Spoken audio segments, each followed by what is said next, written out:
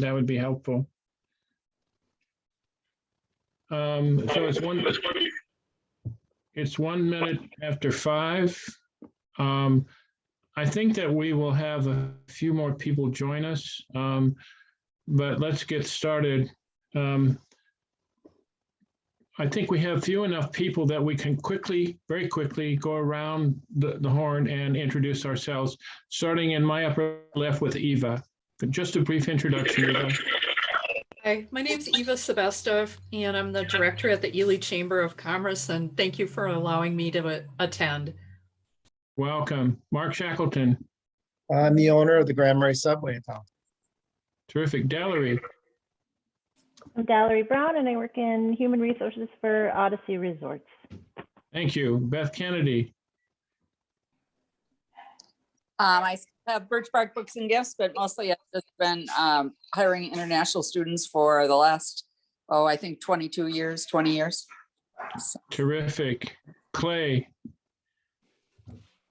Clay Lewis with InterExchange. We're a J1 visa sponsor based out of New York City. I'm based out of Nashville, Tennessee. Oh, you're in Nashville. Cool. I am, yeah. Eric Frost. Hi, everyone. I'm Eric. I work at Bluefin. Thanks, Eric. Dan iPad. You're muted, Dan.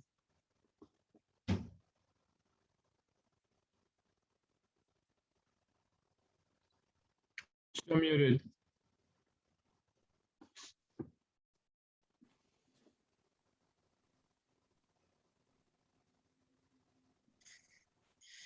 Here comes the expert to help him out.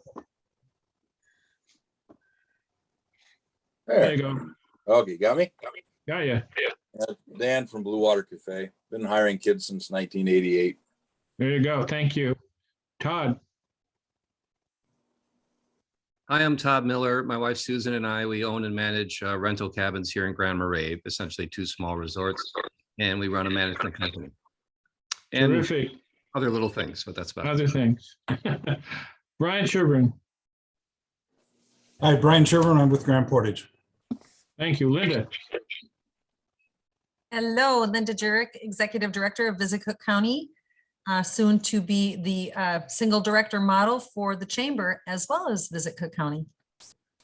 Thank you, Linda. Steph Malingen, is that proper? Yes.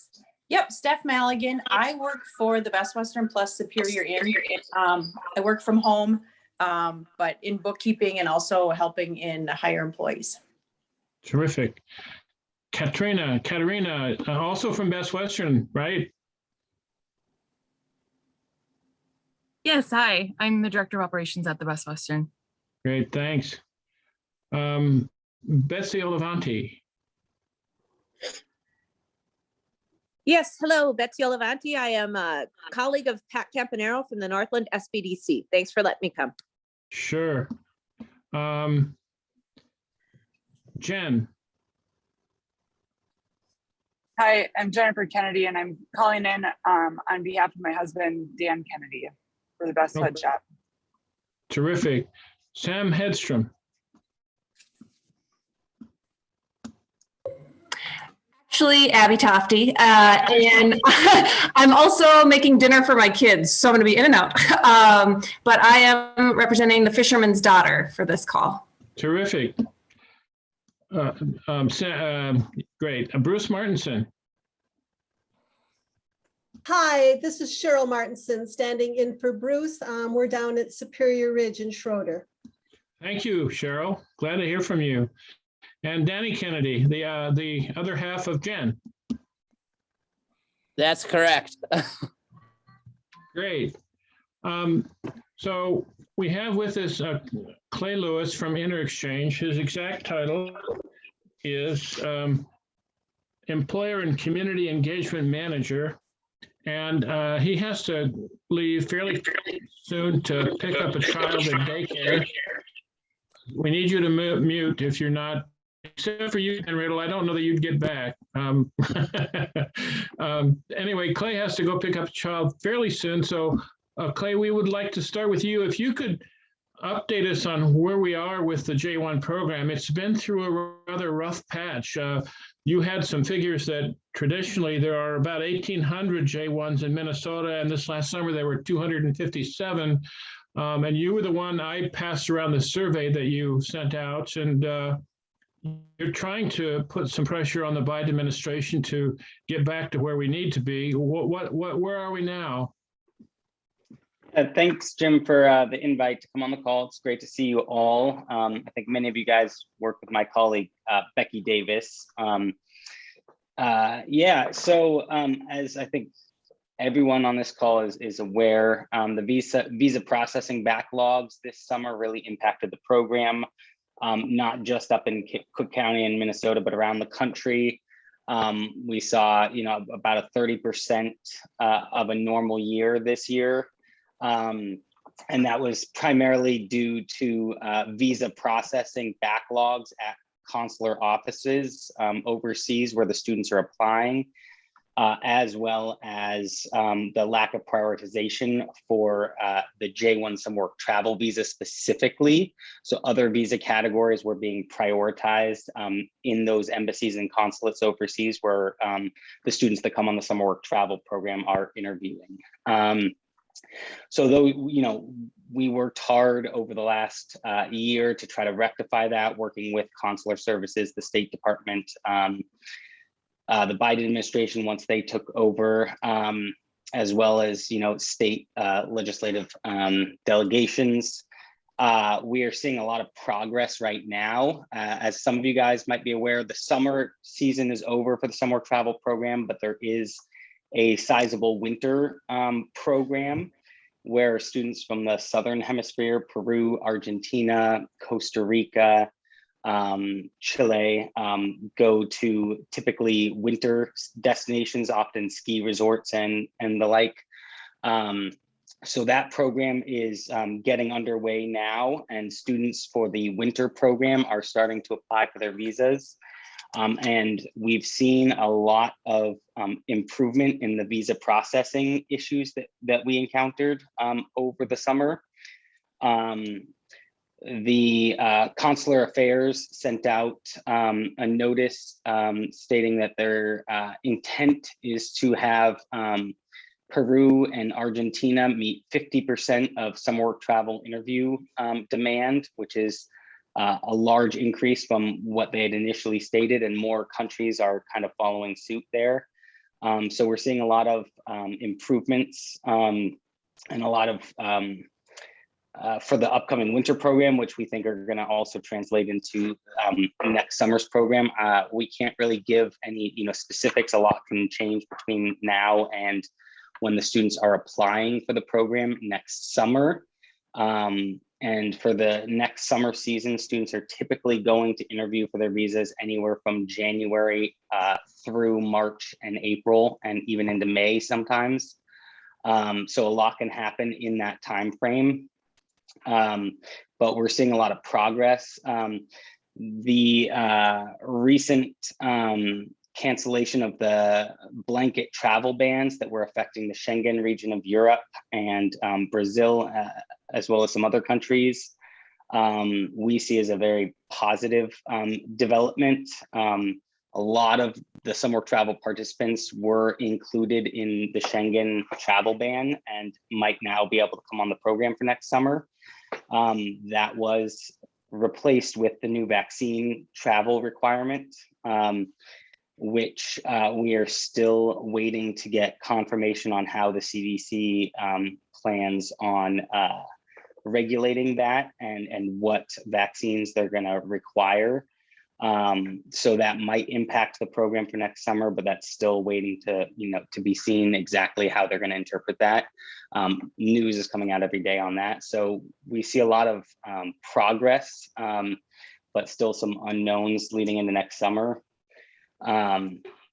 And I want to thank everyone on the call that filled out the survey that was distributed. Our partners at the Alliance for International Exchange helped compile that survey, and that analysis is going to go into working with the Biden administration, consular services, and state delegations on trying to rectify the situation for next summer. So that advocacy is really important for the long-term safety and of the program.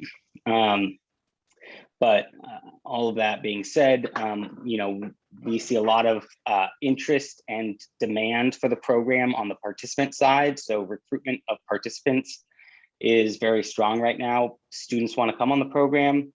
As I know you guys are all on the call, businesses are looking forward to hiring the students and welcoming the students into their towns and communities. So the demand is there on both sides.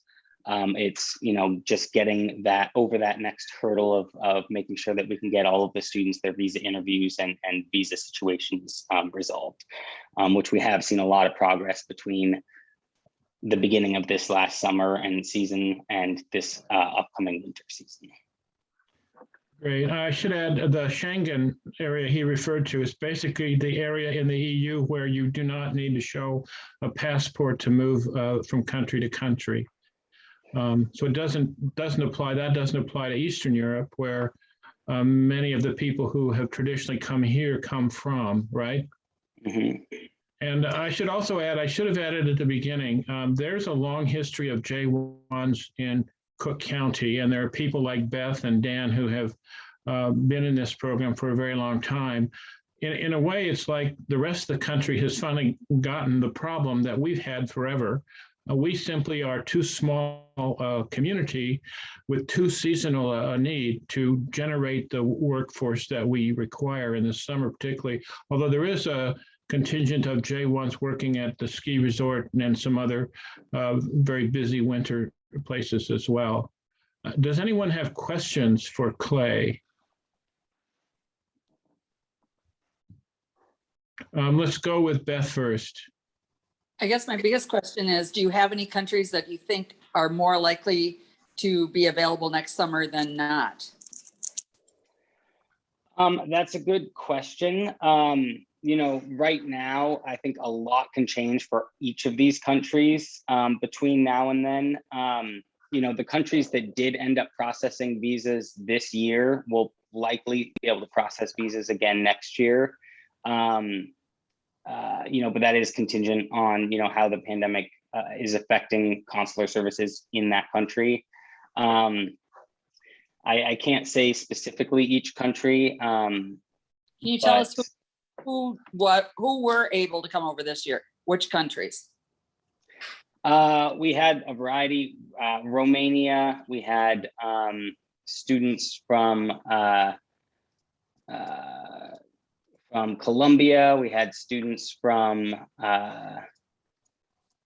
Bulgaria and a number of other countries that did manage to come. I think overall program-wide, there was about, give or take, 30% of the program this year. Schengen region that we were talking about earlier encompasses sending countries like Ireland, which a lot of those students aren't going up to Cook County for the most part, Slovakia, Lithuania, and some of those countries. Brian, you had a question? So are all of these countries, have they got the correct vaccinations to be able to come in? Have you had any issues with that, or countries that have that capability or they don't because of what they've been receiving for vaccination? It's another good question. We've been following the vaccinations closely. Most of the sending countries that we work with do have vaccinations fairly widely available for the students. And we anticipate, by the time they're interviewing for visas, that those vaccinations are going to be even more widely available. What we're still waiting to hear from the CDC is exactly how they're interpreting that regulation, in which vaccinations they're going to accept, whether it's just CDC approved vaccinations, World Health Organization approved vaccinations, or some other metric. And we haven't gotten a definitive answer from the CDC and the administration on that. So that's what we're waiting on right now. So it's a little too early to tell, which countries that's going to impact the most, because we still don't know which vaccinations are going to be accepted definitively. But that more information is coming out The New York Times reported today some information on potential vaccinations that are going to be accepted. So that information is forthcoming, we think, but it's not definitive at this point, so I don't want to comment on that. Clay, as these first questions indicate, there's a ton of factors involved. Is there one place on the web that these folks can go to stay up to date on this program? That's a good question. I would say each host employer should be working directly with their visa sponsor. And chances are their visa sponsor is going to have the most up-to-date information, especially regarding their program and their students and which countries they're coming from. So if you're working directly with your visa sponsor, whether that be InterExchange, CIE, or any of the other visa sponsors, be in contact with them, make sure you're on their update list. Most of the visa sponsors are sending, periodic updates. And if you have questions, I would direct that to the visa sponsor because they're going to have the most up-to-date information on their programs and kind of the situation in the countries that they are working with. Great. I provided a fairly comprehensive list of the most prominent visa sponsors to these folks. But I'm taking from what you say, Clay, that one of the first things these folks need to do if they're serious about this is to make a relationship with the sponsoring agencies. Definitely. I think that's the most important takeaway is you should have a strong relationship with your visa sponsor, know who they are, know the contact information, make sure you're getting updates from them, ask any questions, make sure you're getting the information you need, from your visa sponsor, because they are, our job is to keep in tune with all of the different changing regulations and requirements, but they are changing on a daily basis, and in different countries they're changing daily as well. So you're gonna have to speak with your visa sponsor, definitely. Beth? Is there some of the agencies that you think are getting more kids than others, or because any of us can switch to a different agency if we know that agency has more chance of getting kids in. So what agency are those?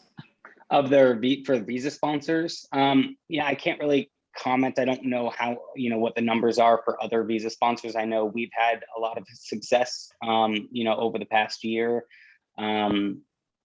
getting our students visa appointments. But I think every sponsor is kind of in the same situation. Most sponsors work in the same countries. Some sponsors are stronger in other countries. So, each sponsor does have their strength. I would just go based on, recommendations from, friends and your experience. Other questions for Clay? Eva? I'm really new to this whole concept, and I'm wondering what type of financial outlay businesses have to become involved with a sponsor and to bring a student over. So there's typically no outright fees for the host employer for the program. The program is funded by participant fees, and the design of the program was to allow the participants to work in seasonal entry-level positions to help offset their costs of traveling on the program. So there isn't a fee for host employers typically, aside from working with the participants on housing and accommodations and cultural events and programming and whatnot. Eva, this is one of the distinguishing things, Clay, correct me if I make any misstatements here, distinguishing things between the J1 visa program and the H2B program. The H2B program tends to be fairly expensive, and there are a lot of employer costs and a lot of attorney fees. And so H2B tends to be only for the largest employers, at least that's the case in Cook County, where the J1 program is affordable for small employers. Yeah, that is one of the main distinctions. The J1 program is actually under the U.S. Department of State and is designated as a cultural exchange program with a work component, whereas the H2B program falls under the Department of Labor and is strictly a labor program and a work program. So that cultural exchange aspect of the J1 program is definitely sets it apart. There are some other, changes, like the J1 program does have caps on the time limit that students can come on the program. They can only come on the program for up to 4 months and travel up to a month at the end of their programs. Those dates are set by their university country dates back home, so they can only come between the end of their final exams and the beginning of the next school year, and they are restricted to those specific dates. Other questions for Clay? I will add, somebody mentioned timeline on this. I would work with a sponsor sooner rather than later. The timeline for the program, starts now. Most sponsors are starting to place students right around now. And that does go through January, but the earlier you can get in touch with a sponsor to begin the process, the better. You mean placing students for the summer? Yep. Okay, for next summer. And that's of course why Beth said we need to do this program sooner rather than later. That's why we're doing it tonight, because we wanted to get the information out as quickly as we could. Oh. Yeah, for instance, our matching system is actually opening up tomorrow, so we're beginning our placements tomorrow. Wow. So yeah, it starts early. It takes a long time for the students to get placed, the employers and the jobs to be vetted and approved. And then for them to be able to go to their visa interview, book their flights, and get everything else set. So we're a little bit behind the curve, really. Nope, I think you guys are right on the money. Right, October is a great time. Okay, good. Other questions? Okay. I think we will start with the questions I had listed on the program. Clay, you're welcome to stay as long as you can and to leave when you need to go get your daughter. Sure, would love to. Great. Let's go next to Beth, who has, as she indicated, long experience in the J1 program. She continues to visit her kids, as she calls them, in Eastern Europe, excuse me, long after they've gone home. And Beth, the first question was, what is the J1 work visa program? Can you describe it? What sort of young people apply for those visas? Where do they come from? And when do they come and when do they leave for the summer program? So basically they're college students. They have to be in college. They're not high school students. They're not someone that's not in college or finishing college. They can only come that summer after they finish college. So it's definitely a program for college students. And so, there's all the ranges of college students. How long they can stay is totally dependent on the country that they're from. And as Clay said, on their university dates. So that's all involved in the country that you're getting them from. And so that's really important for our area in that we're looking for people that can stay as long as possible. And maybe May isn't quite as valuable as making sure they can stay through September. But there's not very many that can stay through October that I know of. Do you know of it? Any, Clay? Have you had kids through October, students? There's a handful of students that can stay through October 15th and October 30th, but not many. I would say that the bulk of the students have to depart by the end of September. Yeah. And we Beth, am I right that we tend to have a fair number who have to leave at like Labor Day? Typically they have to leave in the beginning of September, and sometimes because of their travel month, they can stretch it a little by a week or two, but pretty typically they have to go by September 15th. But again, it's based on the country it's that they're coming from. So all of you that are involved in hiring, what dates, make sure you know those dates when you're hiring from that country. And Beth, in your experience, do you have any advice for folks on countries to prefer students from? I have found personally that when you can get a few students from a country, and if you treat them well and they come back, they'll also give you other students that they know, and so you get kind of a hookup with a country and with the students. We had great results with Bulgarians as we had year after year after year.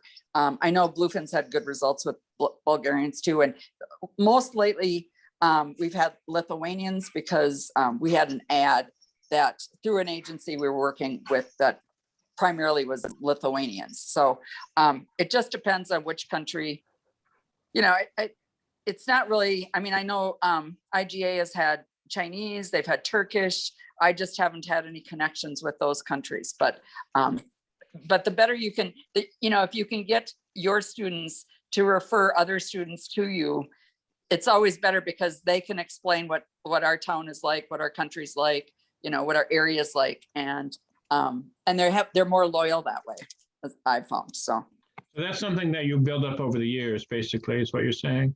Right. Yeah. Great. Eric, Dan, do you want to add anything to what Beth has said on this question? Not really.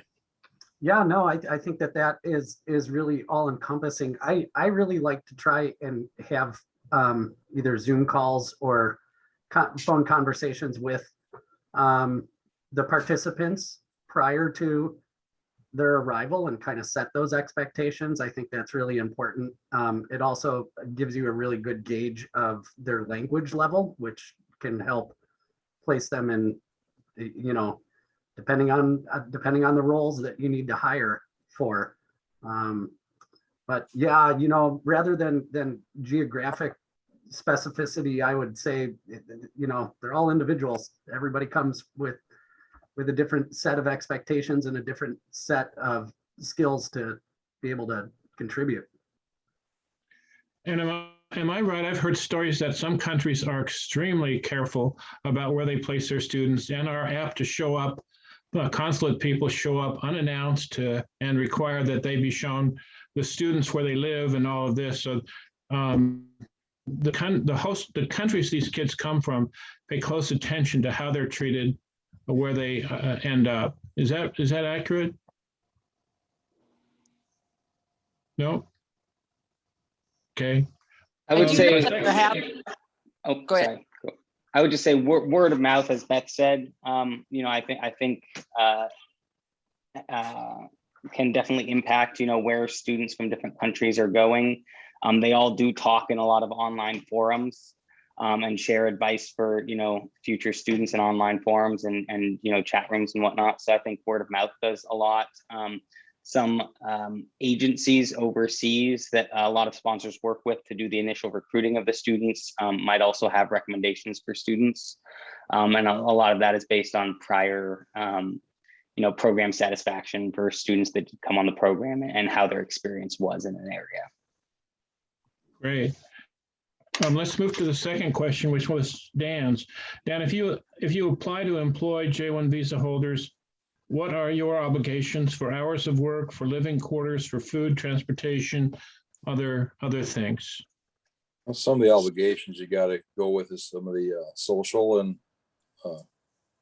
activities and do things with them while they're here. Take them to Duluth or make sure they get out and do something like once a month. They added that. They keep changing a little bit of it, not much. I always look at the hours. They should get the same crack at hours as any other staff member, not to be, you know, underscheduled or underpaid. We always try to keep, they get paid exactly what we pay our full-time people, which they like a lot. There's no requirement to provide housing, but you could be asked to assist in locating housing. Or like for ourselves, we bought a property that we put our kiddos in, and that makes it really easy to take care of that logistic. Food, they're on their own unless you want to do something for them.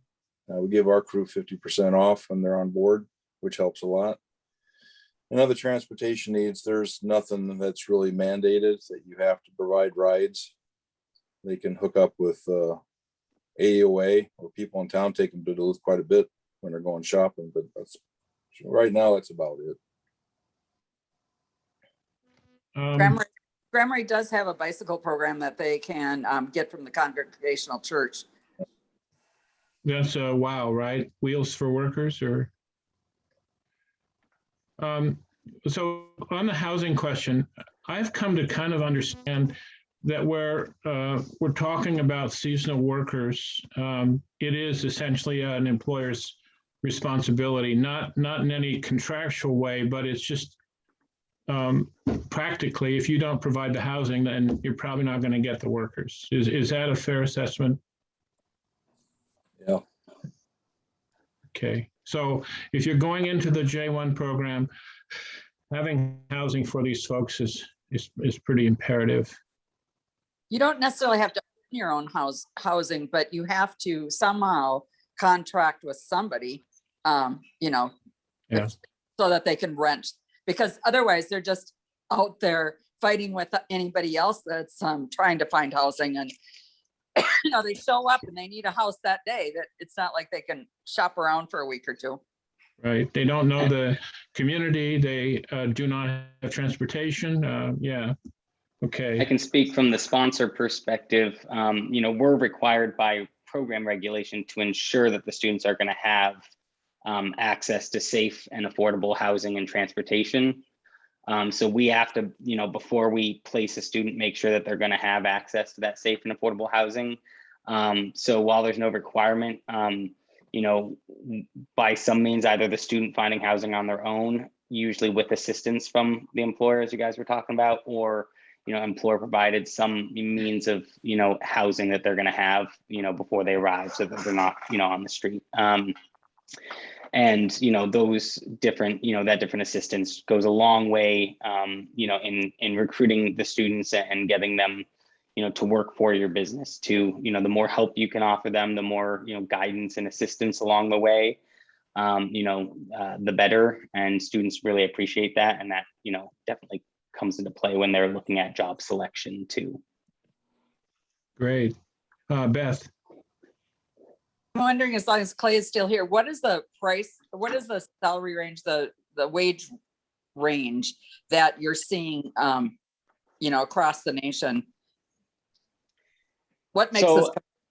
Yeah, that's a great question. And I would say, you know, it's different depending on every region, just like minimum wages are, you know, different in different regions around the US, as are, you know, just average wages.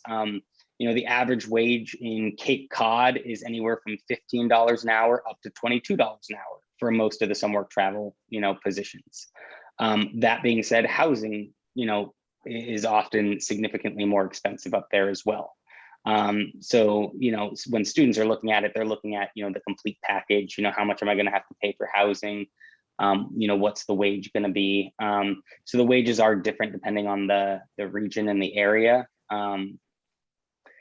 But that's something that, you know, keep in mind, that, you know, the students, you know, are looking for a host, you know, employer and a place to, you know, spend their summer, and they're looking all over the US at different places. So, you know, when you're working with your sponsor, making sure that you're describing, you know, the full package for the employer, for the students, you know, what's the job going to be like, you know, why come up to Cook County, what's there to do, you know, what's the recreation like, what's my experience going to be like, you know, how much am I making, how much am I going to pay for housing, you know, being as detailed as possible. And somebody on the call mentioned that they like to, you know, speak with the students beforehand to set expectations, which is, you know, excellent and really helps. And I think, you know, again, that all goes into the same package of, you know, you got to make the program very attractive for the students, so that they're choosing, you know, that location in your business as well, because it's a two-way street.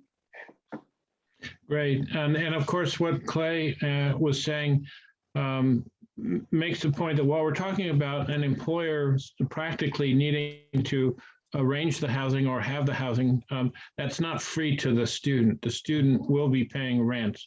So it's not like that's a cost to the employer. So great. Eric Frost, kind of a foundational question. How do you apply to receive J1 visa holders for next summer? What's the timeline for getting authorized? Where do you apply? What role do the sponsoring organizations like CIEE and InterExchange play? What factors should you consider on signing with the sponsoring agency? A whole host of important and very near questions. Yeah. Well, I think a lot of those questions have already been covered by Clay really succinctly earlier on. You know, the idea of applying early, figuring out what your hiring needs are in terms of number of employees or number of participants that you can host is really important.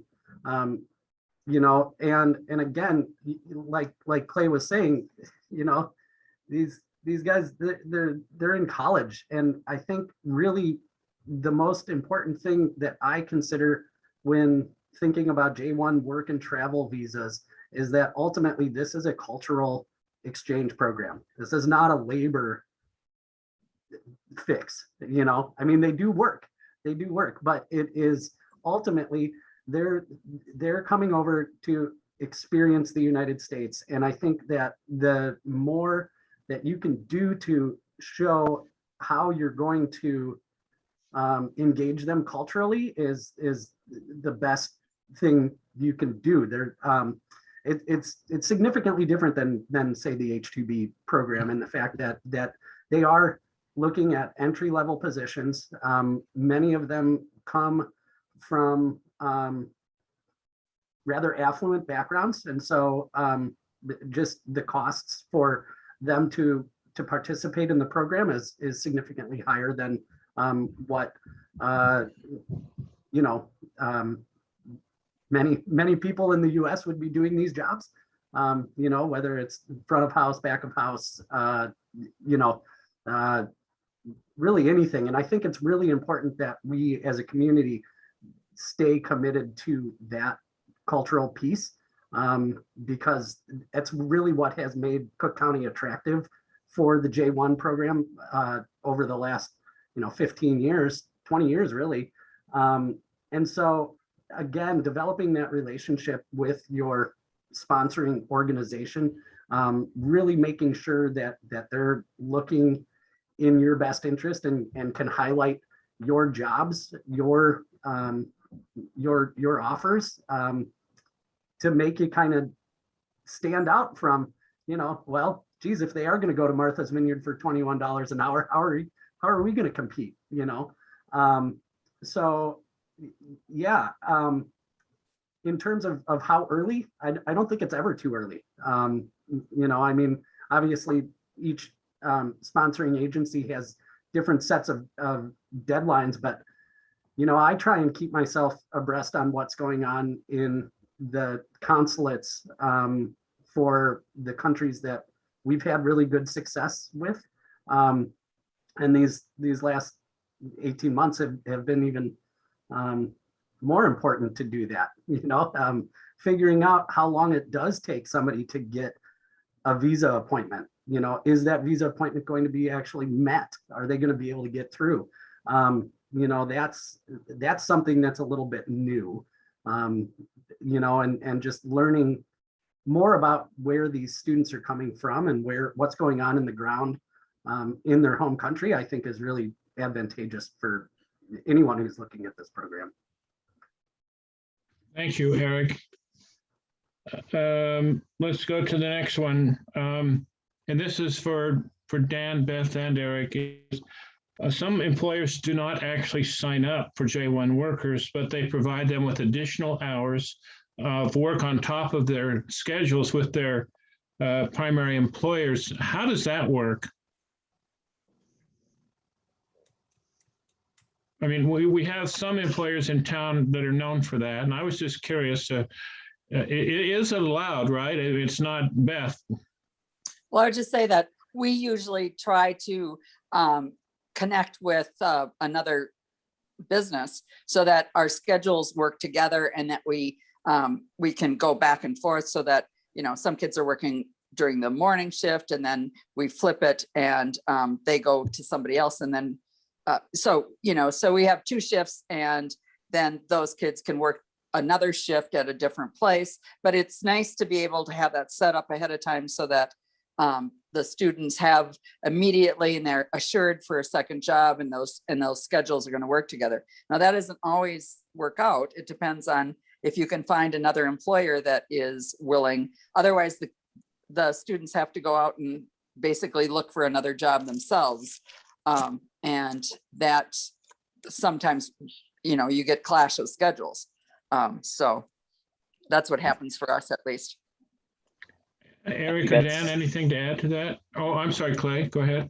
I would just say I think that's really good advice.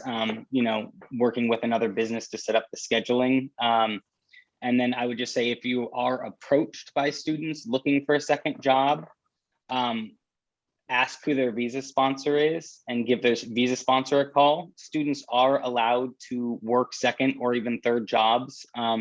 Some sponsors might have their own requirements or limitations because, you know, we don't want the students to spend, you know, 80 hours a week working. We want them to be able to go out and, you know, experience, you know, what the region has to offer. But every job that they work, their primary job, their secondary job has to be vetted and approved by their visa sponsor. And to make sure it meets all the regulations and whatnot. So if you are approached by a student looking for a second job, just ask them who their visa sponsor is. I think Jim sent out a list of all the visa sponsors with contact information. The student should have that contact information too. Just give their visa sponsor a call and go through their, you know, vetting process. This is really interesting because you have the students, and I've heard stories of the students are really interested in making money. And of course, we really need the workers, but there's this really essential component that Eric was talking about and that Clay was emphasizing. And that is that while work is an important piece of this, the cultural piece is equally important. And it's really the driver of the entire program, right? It's to get young people here, to give them a taste of what the United States is like. And so it can't be just all about work. It has to be about enjoying being in Cook County and on Lake Superior and in the wilderness and all of that as well. It's quite a balancing act. Now, there are also certain requirements about students' primary work hours, you know, really being kind of during the day. So, you know, night shifts are not, that shouldn't be their primary hours of work. Is there also a requirement, and I'm not an expert on this, but that, for example, you can't put them in the back of the house where they just have no exposure to English, to Americans, to things like, what are the work requirements around that? They can work back or front of house, you know, but the students need to have interaction with American coworkers and guests at different points of the day. So, you know, a big part of the program is being able to come meet Americans, you know, build those bonds that can, you know, last a lifetime, you know, build those friendships. So, you know, they can work back of house, but, you know, the more you can do to try to integrate, you know, all of the students with all of the staff and provide those, you know, opportunities for them to engage with other, you know, American staff and or guests, the better. And they often are coming to practice their English as well. So, you know, opportunities to be able to practice their English and improve their English is important. Okay. So for Eric, Dan, and oh, sorry, Brian. Sorry. Brian's got a question. I saw it. Oh, correct me if I'm wrong here, Clay, but aren't there also, as far as some of the back of the house operations, like in a restaurant per se, in a kitchen, work and travel students are not allowed to operate certain pieces of equipment like a meat slicer. And there's some things that they can't do in the back of the house. Is that correct? There's the North American regulations on what youth can safely do as part of jobs, and that does govern the program, and they specifically call out deli slicers. It's large machinery that can be dangerous to operate, so deli slicers is one of the things. But, you know, students are allowed to be prep cooks, you know, do back of the house positions, you know, do dishwashing positions, you know, any kind of position like that. But yeah, it's, you know, that's a safety component and making sure that the students are, you know, safe, you know, on their programs. That would also apply to like grounds and landscaping things as well, you know, chainsaws, mowers, snow machines, those types of things. Yep. And there is a long list of, prohibited positions and prohibited, activities. I think that what we just discussed covers a lot of them. They can't be operators of vehicles where where a license is required, as part of their job. There's other, regulations like that. If you have any questions about it, I would just speak with your sponsor that you're working with and make sure that, the specific activity, is okay. On that, I have to run out, but I'll drop my contact information. And thank you all for the invite. And it's great to see you all. Thanks so much, Clay. So I think we've pretty well covered, go ahead, Beth. Well, I have a question for Dan and for Eric is which of the sponsoring groups have you had the most success getting students from? And I know that when we were working, we used to work with CIEE, but they started saying that they would do the hiring and then they would just give us a student, but I always want to interview and do my own hiring. So which organizations work best for you too? Eric? Go ahead, Eric. Yeah, well, we've kind of always gone with CIEE. They seem to be really well informed about what's going on at the counselor level. We did just start working with, I just put in an application with a new sponsoring agency, so we'll see what goes. I in the last couple of years, really, we've been casting our net wider than we ever have been in working with a couple of sponsoring agencies. Thank you, Dan. Yeah, we primarily get through Romania the last 5 or 6 years because I do their self-recruiting. Works pretty good. And they pick and choose between InterExchange or CICD or Intra-Exchange or whatever they pick. I had 4 Romanians this year and they came through 2 different agencies. Okay. Anyone else? I have a question. I Go do. ahead. Ruth, do any employers have a J1 employee stay in their personal home? Would this be frowned upon by a sponsor? No, I believe it's allowed. It's just what that student would be interested in doing. I've known employers, or I've known people, Beth, the Roods used to have J1s in their basement apartment, right? They weren't the employer, but Donna Cassell used to that as well. Donna I'm sorry. Cassell used to rent out a room and Okay. All right. Let me repeat that question. Do any of the rest of you who have done any J1 hiring have any recommendations or cautions about sponsor agencies? Valerie, I think you folks have done J1s. Do you have any observations about sponsoring agencies?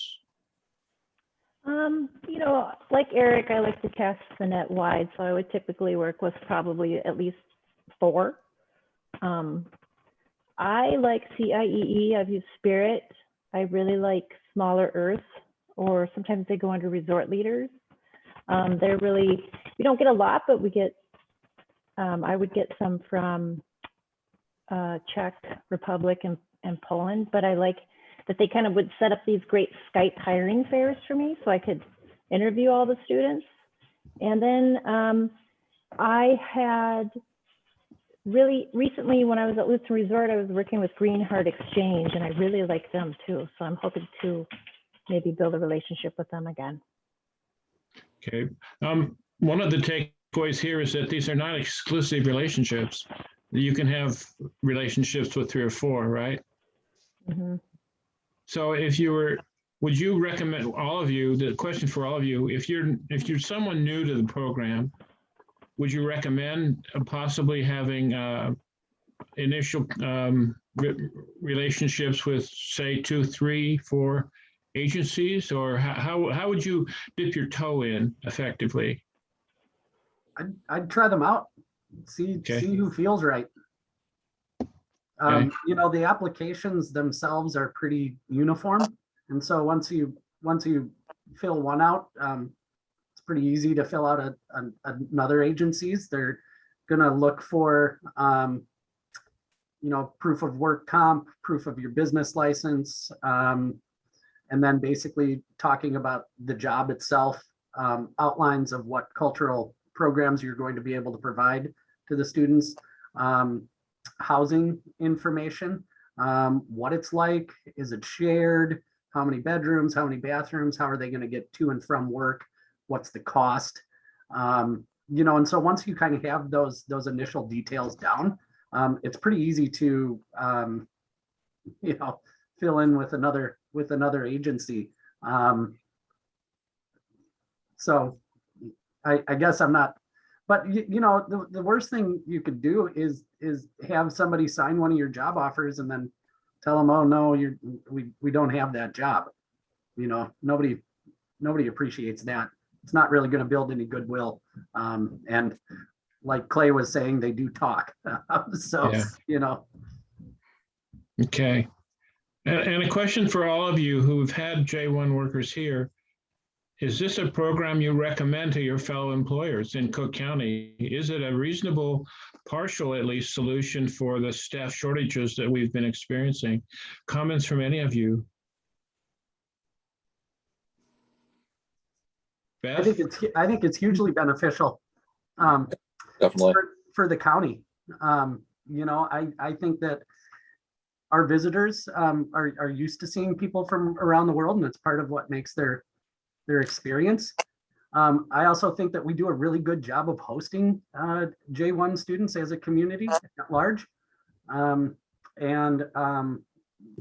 Yeah, I do. I think, again, I would caution you to think that it's the magic bullet to solve the local labor shortage, which goes hand in hand with the local housing shortage.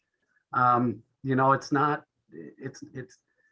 going to solve every problem, but it certainly is I think it's a great thing for us, for our visitors, and for the community. Dan? I'm sorry, Brian? So I just want to point out too, it's all of our conversation tonight has been around the J1 work and travel program. There's also the J1 internship programs, which those have, they can be 6, 8, or 12-month programs. And those are people who are post-college that are looking for jobs in their field of study. And that is very similar to the J1 work and travel, that they provide all of their own travel costs and their consulate costs and things, just like the work and travel, but they can be here for an extended period of time and have a higher level of education if you're able to offer a job that's, if you have something that is in their field. They can only do that, they can only work in their field. So whether it be in culinary, front of the house or back of the house, it could be in management, so it could be someone working at a front desk. So there is another J1 element that is more of an actual working program. It's still a cultural program, but it is another visa program that's out there. And Eric, I know you use them. Dallery, I'm not sure if you have used them or not. We do, but just for others on the call, just so you're aware, there is more than just the work and travel program. It's great, great. Go ahead, Beth. I'm just wondering, Brian, do you have to use different agencies for that? Or how do you hook up with that program? No, typically your agency can handle both. Okay. Well, you need to ask the sponsor company that you're working with, but the J program, unlike the H program, the J program falls under the State Department versus the Department of Labor. So whether it's internship or work and travel, there's also the J1 trainee program, which is someone that's coming to work after they've gone through the internship program. They've gone back to work in their home country for a year, and then they're coming back for additional training. That's the last of the J1 programs. But there's Cook County has typically used the J1 work and travel. There's also a J1 au pair, which is kind of like a nanny position. There's many different J1 visa programs, not just the work and travel. And I suppose, am I right that the sponsoring agencies can fill you in on all of those? Yeah, the J1 intern and trainees are incredible. Okay. It's one of the greatest programs that we utilize because they're able to be here for an extended period of time. Like Brian was saying, their skills increase. You do have to have a kind of tiered training plan that, you know, it is focused on their development in their profession. So, you know, you can't have a J1 intern just do dishes for a year. You can't, they're not able to do housekeeping. You know, it has to be within their skill set. Yeah, I mean, I'm just smiling thinking about a number of J1 interns and trainees that we've had. I mean, it's an awesome resource. Good point, Brian. Especially, I think as we see Cook County's tourism season expand, you know, it might be a good thing. What sorts of positions did you use the interns in, Eric? Yeah, like what Brian was saying, we utilize them in the back of the house for kitchen. We use them in the front of the house as servers, managers on duty, bartenders, and then guest services. We've had really good luck with our J1 interns at guest services. So reception, making reservations. Typically, they come with a somewhat higher level of English or a higher confidence in English. I would say the application process is similar, but maybe a little bit more involved because you do have to outline that training plan for the specific positions, showing how they're going to progress, who their supervisor is going to be, how they're going to be evaluated. Thank you, Brian. Thanks, Brian. There he goes. Any questions from the rest of you for Eric or Dan or Beth? Comments? One last thing is the J1 interns and trainees. They're not allowed to have a second job, and you have to provide 32 hours a week. So it's full time. Can't ebb and flow throughout the year. What about the regular J1 work travel? Are they required to get the 40 hours a week from their primary employer? I believe it's 32. Okay. But yeah, I mean, 40 is I think they're looking for that. Oh, okay. They're looking for it. Yeah, but you'd be required. But they're not looking for 60 or 70. No, it's understood. Yeah. I think that the thing is that it's gotten a lot more competitive when less kids are coming over, but they get more of a choice of who they're going to go work for. And if you're not offering 40 hours, that makes you less, you know, they're not as interested in coming there. So they're looking for pay, they're looking for what your housing costs are, but they're also making sure that what your hours are. Okay. Other questions, comments? Right at an hour. I sent out a list of sponsoring agencies. I will do that again in case you've missed that. I will try to send that out tomorrow morning.